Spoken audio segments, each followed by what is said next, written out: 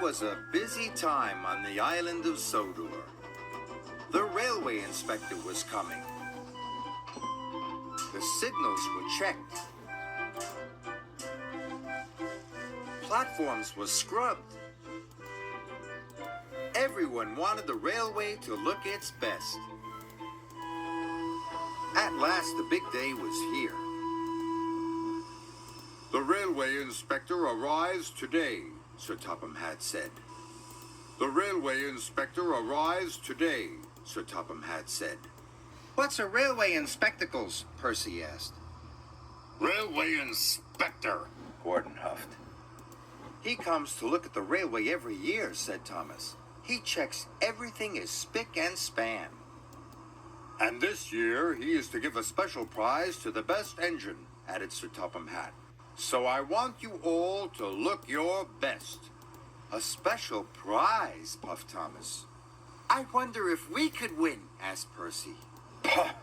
Gordon snorted. He's bound to give it to an express engine. Or one with big wheels, said Emily. I think he'll give it to a red engine, said James proudly. Don't listen to them, puffed Thomas. A really useful engine can look as grand as any engine. That afternoon, Thomas and Percy arrived at the quarry.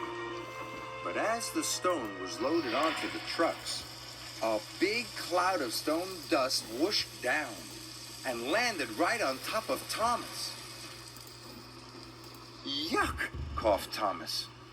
Now you'll never win first prize, Percy moaned. Don't worry, Percy, Thomas puffed. All I need is a good washdown. So Thomas raced off. But when he arrived at the washdown, Emily was already there, covered in soap suds. Hurry up! I need to get clean for the inspection. There's no need for you to get clean, said Emily. I'm going to be the grandest engine there. I'll still win first prize, Thomas huffed, and he steamed off to help Percy.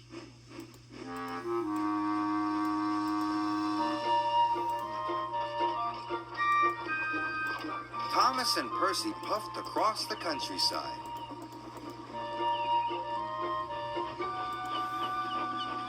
But when Thomas and Percy arrived at Brendam Docks, they saw Sir Topham Hatt. He was with the railway inspector. Oh no, puffed Thomas. The railway inspector. But I'm still dirty. So Thomas raced back to the washdown.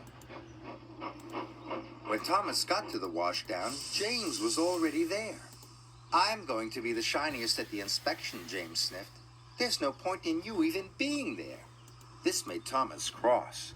He wanted to win first prize more than ever. But James's red coat did look very shiny.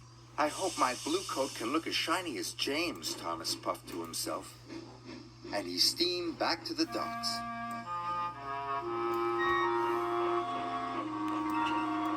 Percy and Thomas shunted the quarry freight cars into place. When they had finished, Percy was dirty. And Thomas was dirtier than ever. So they raced to the washdown as fast as they could. This time, Gordon was there. All done, Gordon puffed proudly. Thomas thought Gordon looked splendid. Then James and Emily pulled into the station. They looked splendid too. Emily's wheels looked shinier than ever, and James's red paint sparkled in the sun. Now Thomas was worried. There's no point in going to the inspection, Thomas puffed sadly. We'll never win. Of course we can win, Percy puffed. We just need a good clean. Percy and Thomas were covered in soap suds. They were scoured and scrubbed and brushed and buffed. Percy loved being washed, but now Thomas was sad. He thought he would never look as grand as the other engines. Sad. He thought he would never look as grand as the other engines.